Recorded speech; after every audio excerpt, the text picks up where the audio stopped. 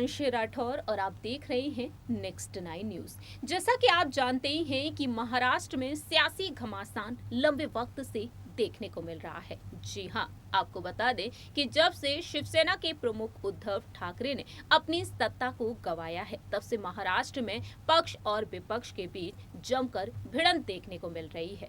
जैसा कि आप ये भी जानते हैं कि बीजेपी के समर्थन से यहाँ पर सरकार बना चुकी है। शिवसेना के ही विधायक रहे उद्धव ठाकरे संग बगावत करके एकनाथ शिंदे, मुख्यमंत्री एकनाथ शिंदे और डिप्टी सीएम देवेंद्र फडणवीस मिलकर इस वक्त कई अहम फैसले ले रहे हैं जो उद्धव के लिए किसी झटके से कम नहीं माने जा सकते हैं। शिंदे गुट लगातार मजबूत होता हुआ दिखाई दे रहा है। जहां एक तरफ बीजेपी का समर्थन है शिंदे गुट के पास, लेकिन दूसरी ही तरफ उद्धव ठाकरे के जो पार्टी के उनके गुट के जो विधायक, सांसद, पार्षद हैं वो उनके गुट में शामिल होते हुए दिखाई दे रहे हैं। लेकिन इस राजनीति के गलियारों में जहां एक तरफ महाविकास आघाड़ी एनसीपी प्रमुख शरद पवार लगातार इस गठबंधन को बचाए रखने की कोशिश कर रहे हैं, लेकिन दूसरी ही तरफ मैदान में अब उतर आए हैं मनसे प्रमुख राज ठाकरे।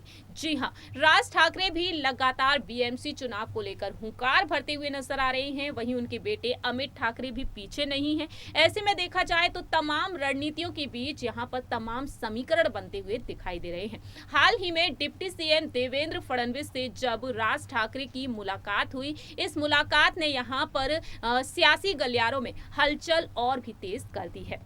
दरअसल अब कयास लगाना शुरू हो गया है कि राज ठाकरे जो मैदान में उतर आए हैं, राज ठाकरे के चलते यहां पर क्या कुछ बदलाव देखने को मिल सकते हैं। महाराष्ट्र नवनिर्माण सेना के प्रमुख राज ठाकरे ने अब तक दशहरा रैली को लेकर यहां पर जो फैसले लिए हैं, आपको बता दें कि विवाद के बीच फिलहाल उन्होंने कुछ नहीं कहा है, लेकिन उनकी पार्टी के नेताओं ने बयान दिया है कि हम चाहते हैं राज ठाकरे महाराष्ट्र को संबोधित करें। इस पर विवाद छिड़ गया है। वहीं मनसे नेता संदीप देशपांडे कहते हैं कि हम जोर देंगे कि राज साहब महाराष्ट्र को संबोधित करें, जिससे कि बाला साहेब के विचार, हिंदुत्व के विचार और मराठी लोगों के विचार आगे आ सके। इतना ही नहीं, उन्होंने ट्वीट किया है और कहा है कि विरासत सिर्फ जायदाद की नहीं होती बल्कि विचारों की भी होती है। दूसरी ही तरफ यहाँ पर शिवसेना की नेता सुषमा अंधेरे मनसे ने यहाँ पर राज ठाकरे की आलोचना की है। उनके काम को लेकर उन्होंने सवाल खड़े कर दिए हैं।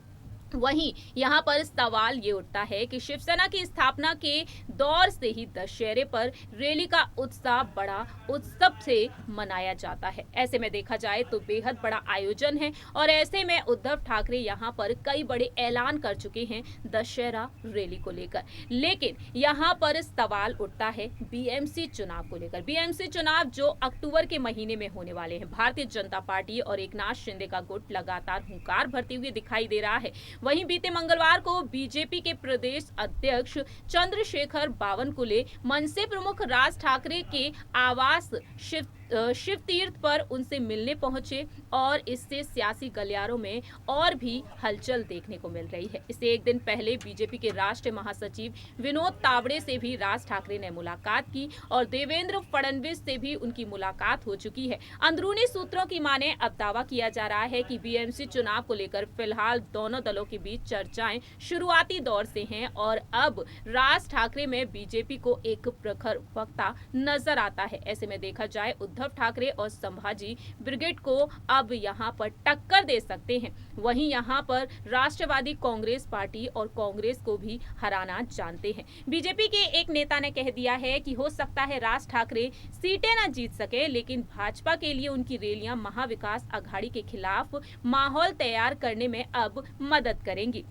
मनसे प्रमुख राज ठाकरे की 10 से 12 बड़ी रैलियां फायदेमंद साबित हो सकती हैं और मनसे पदाधिकारी का ये कहना रहा है कि मनसे बीएमसी चुनाव लड़ना चाहती है, लेकिन बीजेपी और शिंदे गुट के साथ गठबंधन उचित होना चाहिए। पार्टी के अन्य नेताओं का ये कहना रहा है कि राज ठाकरे साहब बीजेपी के सामने सरेंडर नहीं करेंगे, ये उनकी शर्तों पर ही होगा। वहीं बीजेपी के एक रणनीतिकार का ये कहना रहा है कि कुल 227 सीटों में बीजेपी मनसे को 25 से 30 सीट ही पेशकश कर सकती है, क्योंकि उन्हें शिंदे गुट को भी जगह देनी है। ऐसे में देखा जाए तो यहाँ पर देखना दिलचस्प होने वाला है कि आखिरकार राज ठाकरे क्या कुछ करते हुए नजर आते हैं। क्या वाकई में राज ठाकरे यहाँ पर उद्धव ठाकरे को हरा पाएंगे? देखना बहुत ही दिलचस्प होने वाले हैं महाराष्ट्र में बीएमसी चुनाव। ये वक्त के साथ साथ पता चलेगा कि राज ठाकरे बीजेपी के साथ गठबंधन करते हैं या फिर नहीं। इस रिपोर्ट में इतना ही। बाकी की तमाम अपडेट्स के लिए देखते रहिए नेक्स्ट 9 न्यूज।